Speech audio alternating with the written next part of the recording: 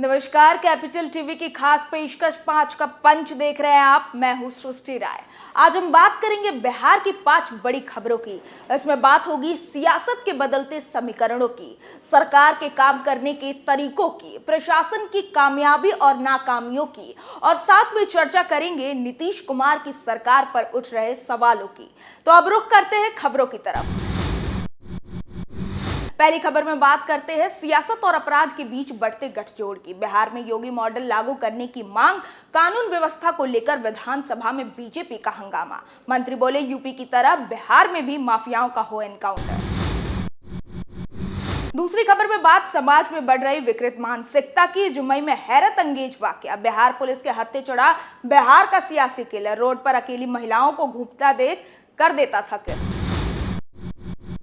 तीसरी खबर में बात सियासत से जुड़ी खबरों की। सीमांचल बना सियासी जंग का अखाड़ा, बीजेपी महागठबंधन के बाद अब ओवैसी की एंट्री, बढ़ी नीतीश और तेजस्वी की मुश्किलें। चौथी खबर में बात तीखे बयानबाजी की। जेडीयू मंत्री अशोक चौधरी का मुसलमानों को लेकर विवादित बयान, कहा भारत में 90% मुसलमान कन्वर्टेड। आरजेडी का फूटा गुस्सा तो जेडीयू ने जताई सहमति। पांचवी खबर में बात समाज में फैल रही अश्लीलता की। बिहार के पटना से शर्मसार कर देने वाला मामला। अचानक पटना जंक्शन पर लगे टीवी स्क्रीन पर चलने लगे अश्लील फिल्में। शर्मसार घटना से रेलवे के कर्मियों में मचा हड़कंप। उत्तर प्रदेश में जब से सीएम योगी आदित्यनाथ ने सत्ता संभाली है, तब से इसका प्रभाव बिहार में भी देखने को मिला है। गाहे बेगाहे बिहार बीजेपी के नेता योगी मॉडल को बिहार के लिए जरूरी बताते रहे हैं। अब एक बार फिर से बिहार में बढ़ते अपराध के बाद योगी मॉडल की मांग उठ रही है। बीजेपी नेताओं का कहना है कि लोगों में सुरक्षा की भावना बनाए रखने के लिए और अपराधियों में खौफ पैदा करने के लिए एक ही मॉडल बेस्ट है, और वो है योगी मॉडल। दरअसल एक बार फिर से बिहार में वही 90 के दशक की वापसी हो गई है। दिन प्रतिदिन रेप, अपहरण, रंगदारी, फिरौती के केस बढ़ते ही जा रहे हैं। लोगों का मानना है कि बिहार में फिर से जंगल राज की वापसी हो रही है। अगर इसे अभी नहीं रोका गया तो फिर से लालू राबड़ी के शासनकाल वाला दौर वापस आ जाएगा। फिर से माफियाओं का राज चलेगा। बढ़ते गुंडा राज को देखते हुए बीजेपी ने बिहार में भी यूपी की तरह योगी मॉडल लागू करने की मांग की है, जिससे आम जनता का कानून पर भरोसा बना रहे और अपराधियों में कानून का खौफ बरकरार रहे। जमुई में पुलिस ने सीरियल किसर गिरोह के लीडर सहित 4 लोगों को गिरफ्तार कर लिया है। यह गिरोह कई दिनों से लोगों और पुलिस के लिए सरदर्द बना हुआ था। जानकारी के मुताबिक ये सभी दिन के समय में महिलाओं से छेड़खानी करते हैं और रात में चोरी की घटनाओं को अंजाम देते हैं। पुलिस ने गुप्त सूचना के आधार पर महिसौड़ी बाबू टोला में रेड मारी थी। पुलिस ने यह रेड चोरी के सामान की बरामदगी के लिए मारी थी। यहीं पर पुलिस के हत्थे सीरियल किसर गिरोह का लीडर चढ़ गया। साथ ही उसके 4 साथियों को भी गिरफ्तार किया गया है। यह गिरोह कई दिनों से लोगों के साथ साथ पुलिस के लिए भी सिरदर्द बना हुआ था। दरअसल बिहार में इन दिनों अजीबोगरीब मामला सामने आया। हाल ही में एक घटना सीसीटीवी कैमरे में कैद हो गई, जब एक महिला सदर अस्पताल परिसर के अंदर सेलफोन पर बात कर रही थी और एक सीरियल किसर पीछे से आया और उसे जबरन चूमा और फरार हो गया। इस घटना के बाद से जिला में सनसनी फैल गई थी। महिलाओं में डर की भावना पैदा हो चुकी थी। औरतों के लिए घर से निकलना मुश्किल हो गया था, जिसके बाद प्रशासन ने सख्ती बरती और सीरियल किसर सहित 4 अन्य लोगों को गिरफ्तार कर लिया है।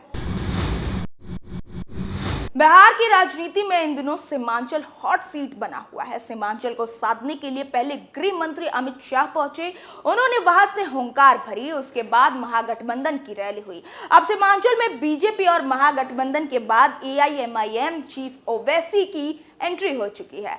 आपको बता दें कि सीमांचल में एआईएमआईएम सुप्रीमो असदुद्दीन ओवैसी के पहुंचने के साथ ही सियासी सरगर्मी बढ़ गई है। सीमांचल मुस्लिम बहुल होने के कारण महागठबंधन को अपना बड़ा वोट बैंक सीमांचल में दिखता है, इसलिए कि महागठबंधन के बड़े घटक आरजेडी के एमवाई मुस्लिम यादव समीकरण के एक हिस्से मुस्लिम यहां अधिक प्रभावकारी हैं। कहने को तो ये 2024 में होने वाले लोकसभा चुनाव की तैयारी है, लेकिन वास्तव में महागठबंधन और एनडीए सीमांचल में 2025 के विधानसभा चुनाव की तैयारी में अभी से ही लग गए हैं। अब तो ओवैसी ने एंट्री मार ली है। ओवैसी का आना महागठबंधन के लिए जरा खतरे की घंटी है। वही बीजेपी खेमे में इससे खुशी की लहर है।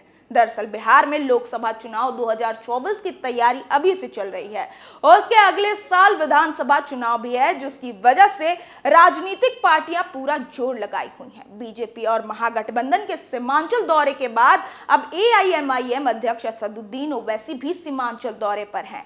ऐसे में बिहार की राजनीति में नया मोड़ आ गया है। इससे बिहार की राजनीति में खासा असर देखने को मिलेगा।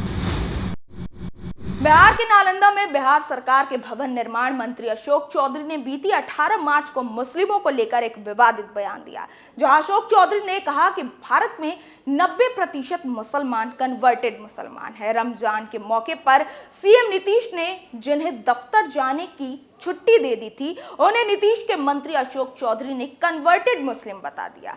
अशोक चौधरी का यह बयान तब आया जब मुख्यमंत्री नीतीश कुमार ने रमजान के मौके पर मुसलमान कर्मचारियों को सरकारी दफ्तर में 1 घंटे लेट पहुंचने और 1 घंटे पहले जाने की छुट्टी दे दी है। दरअसल अशोक चौधरी ने कहा कि भाजपा सिर्फ मुस्लिम हिंदू करके लोगों की भावना भड़काती है और उसके पास कोई मुद्दा नहीं रहता तो मामला हिंदू और मुस्लिम पर ले आती है। देश के मुस्लिम विदेश से नहीं आए हैं, ये हमारे ही देश के दलित वंचित समुदाय के लोग हैं। भारत में 90% मुस्लिम कन्वर्टेड मुसलमान हैं। ये लंदन अमेरिका से नहीं आए हैं, भारत के ही हैं। बिहार की राजधानी पटना रेलवे स्टेशन पर मौजूद लोगों को बड़ी शर्मिंदगी का सामना करना पड़ा। इसकी वजह यह थी कि स्टेशन पर विज्ञापन प्रसारण के लिए लगे दर्जनों टेलीविजन स्क्रीन पर अचानक से एडल्ट फिल्म चलने लगा। रेलवे स्टेशन पर एडल्ट फिल्म के चलने के साथ ही वहां पर मौजूद यात्रियों में हड़कंप मच गया। बताया जा रहा है कि तकरीबन 3 मिनट तक दर्जनों टेलीविजन स्क्रीन पर एडल्ट फिल्म चलती रही, जिसके कारण लोग आक्रोशित हो गए।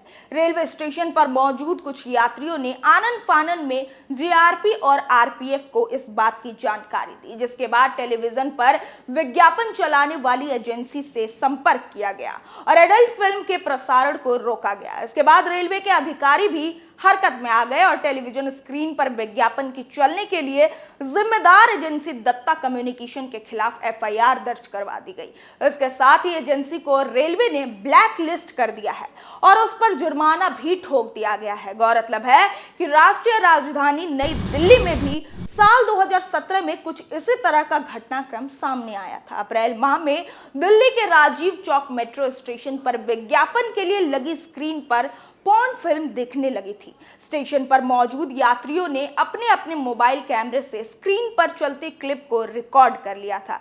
देखते ही देखते वीडियो क्लिप सोशल मीडिया पर वायरल हो गई।